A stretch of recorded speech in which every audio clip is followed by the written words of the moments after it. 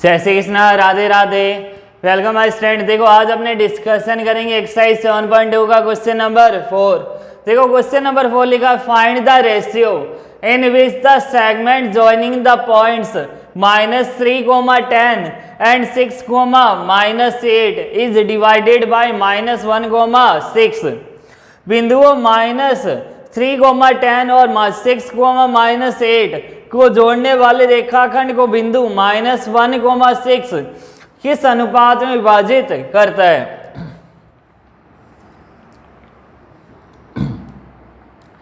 देखो लास्ट हमने देखे थे क्वेश्चन नंबर फर्स्ट सेकंड, उसमें हमारे पास m1 m2 रेशियो थे। क्वेश्चन नंबर सेकंड में लिखा था कि ये सम 3 विभाजित करता है, या क्वेश्चन नंबर 3 में हमने देखा था उसमें हमने डिस्टेंस फाइंड की थी, साथ में हमने मध्य बिंदु मिड पॉइंट हमने फाइंड किया था। अब देखो इसमें लिखा है कि हमें ये किस अनुपात में, हमें इस बार m1 और m2 का रेशियो फाइंड करना है। तो देखो यहाँ हमारे पास में 2 पॉइंट्स है, कौन सा, देखो फाइंड द रेशियो, हमें क्या फाइंड करना है, ratio in which the line segment the points, points कौन से हमारे पास, देखो ए और बी लिखा हमने। कौन सा पॉइंट है, -3, 10 और कौन सा पॉइंट है 6, -8 आ गया इधर। यहां कोई पॉइंट है इधर P। देखो इस बार हमारे पास ये m1 और ये m2 ये हमारे पास गिवन नहीं है। इस बार हमें ये पॉइंट दे दिया -1, 6। तो देखो हमें इस बार m1 और m2 का रेशियो फाइंड करना है। तो सबसे पहले अपने क्या करेंगे, देखो फॉर्मूला क्या होता है। देखो अब मैं आपको दोनों से बताऊंगा, px से भी और py से। अगर आप दोनों में से किसी से भी चाहो m1 और m2 का रेशियो सेम आएगा, अच्छे समझ लेना। सबसे पहले अपने x पॉइंट से अपने फाइंड करेंगे, फिर अपने y पॉइंट से फाइंड करेंगे। देखो px कितना हो जाएगा, m1 x2 plus m2 x1 upon में कितना आ जाएगा, m1 प्लस m2 आ गया अपने पास। अब देखो इधर हमारे पास ये क्या है, देखो x1 x2 y1 सॉरी, यहाँ x2 और y2 लिखा हमने इतना। अब देखो x1 हमारे पास कितना है, -3। px कितना है, देखो ये रहा x, y।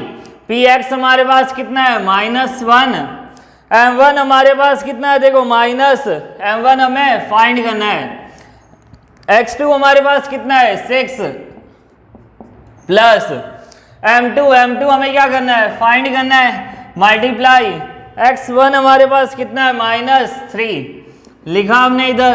अपॉन में क्या हो जाएगा, m1 प्लस m2, यहाँ कितना आएगा, m1 प्लस m2।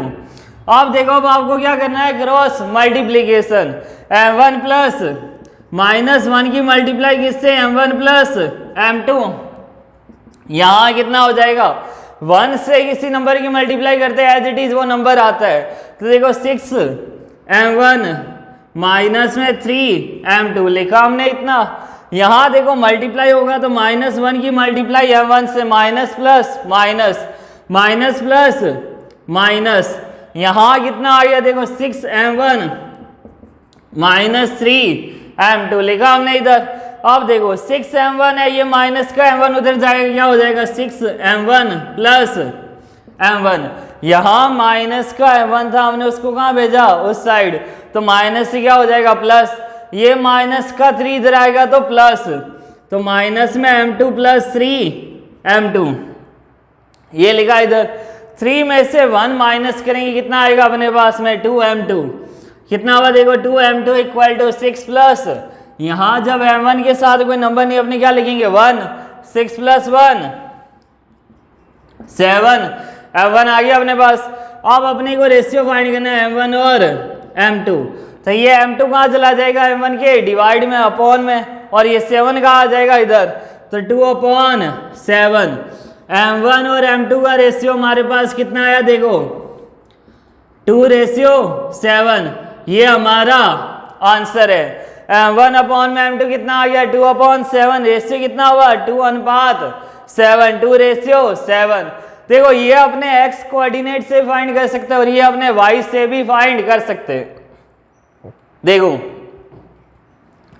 अब मैं आपको बताऊंगा कि y पॉइंट से अपने इसका आंसर कैसे फाइंड कर सकते हैं।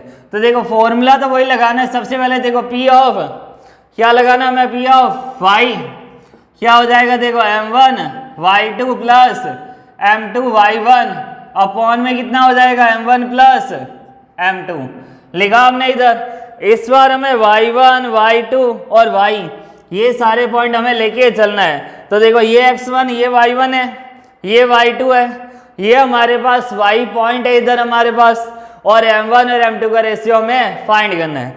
तो p ऑफ y कितना है इस बार 6 m1 मल्टीप्लाई y2 हमारे पास कितना है माइनस में 8 प्लस m2 मल्टीप्लाई में कितना y1 हमारे पास कितना है 10, तो यहाँ कितना हो जाएगा 10 अपॉन में m1 प्लस m2 लिखा हमने।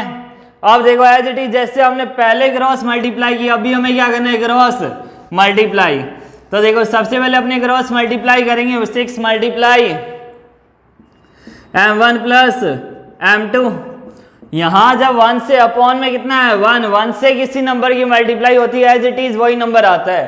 तो देखो m1 मल्टीप्लाई माइनस 8, तो माइनस में 8 m1 प्लस में कितना हो जाएगा 10 m2 लिखा हमने। यहाँ देखो 6 m1 plus 6 m2 equal to कितना है माइनस में 8 m1 प्लस 10 m2। अब देखो यहाँ माइनस का 8 m1 इधर आएगा तो प्लस, तो 6 m1 प्लस कितना हो जाएगा 8 m1। यहाँ कितना लिखा है 10 m2, 6 m2 उधर जाएगा तो माइनस 6 m2 लिखा हमने। अब देखो 6 प्लस में 8 कितना होता है 14, तो यहाँ कितना आ जाएगा 14 m1। 10 में से 6 माइनस करेंगे कितना आ जाएगा 4, तो 4 m2 लिखा हमने इधर। अब देखो अब हमें फाइंड करना है m1 रेशियो m2, क्या फाइंड करना है हमें m1 रेशियो m2। तो यहाँ m2 मल्टीप्लाई में था, कहाँ आ गया इधर डिवाइड में। अब ये 14 का चला जाएगा 4 के अपॉन में, 4 अपॉन 14 लिखा हमने। अब ये देखो ये दोनों 2 की टेबल से कट हो जाएंगे, 2 की टेबल से 2 2 जा 4 और 2 7 जा 14। तो देखो m1 अनुपात m1 रेशियो m2 या m1 अनुपात m2 कितना आ गया अपने पास में 2 रेशियो 7, कितना आ गया हमारे पास answer 2 ratio 7।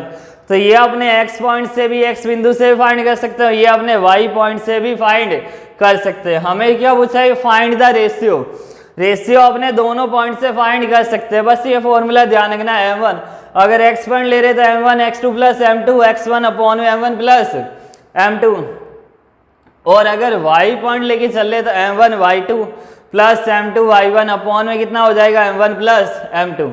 As it is फिर हमें क्रॉस मल्टीप्लाई करना है, फिर यहाँ से हमें जो m1 की वैल्यू उनको पास में लेके जाना है और m2 को एक साथ प्लस माइनस करना है। प्लस माइनस करने के बाद जो भी आंसर आएगा फिर हमें फाइंड करना है m1 अनुपात m2, m1 रेशियो m2।